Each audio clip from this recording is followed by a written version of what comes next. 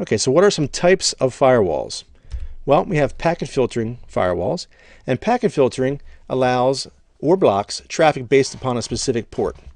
HTTP traffic, which is web traffic, typically comes on over port 80. FTP traffic, or file transport protocol, that is generated on port 21 typically.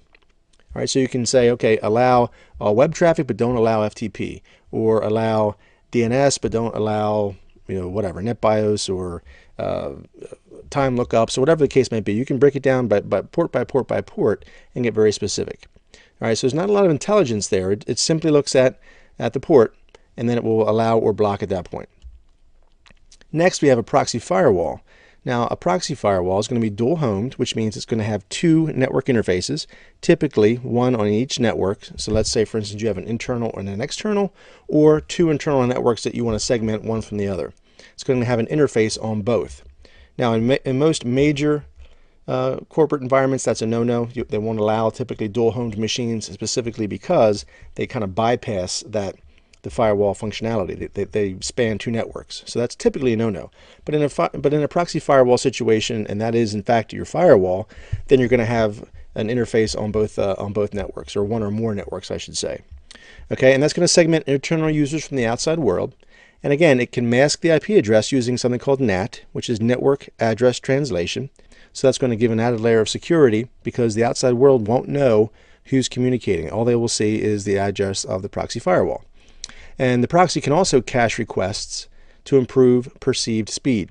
So if you have multiple users that are accessing the same website, as an example, well, the first person to access that website or that URL will actually go out and pull it down from the World Wide Web, or from whatever resource it's getting it from.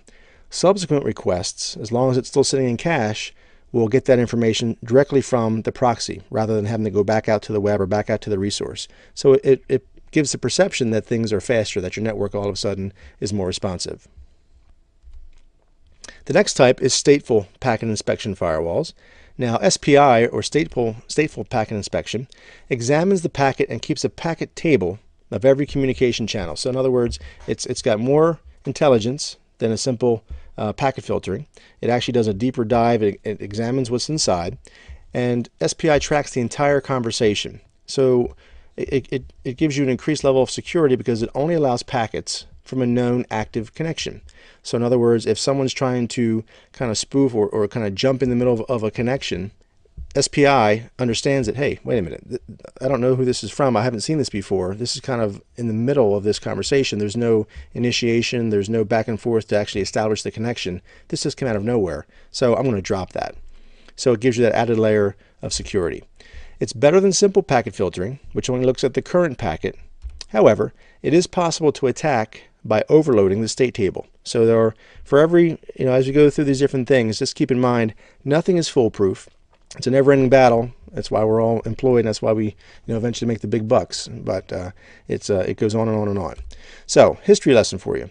Checkpoint software, you may or may not have heard of that company before, but Checkpoint, they introduced the concept of stateful packet inspection firewalls, in the use of its Firewall 1 software, or product rather, which was introduced in 1994. So it's been around for quite a while.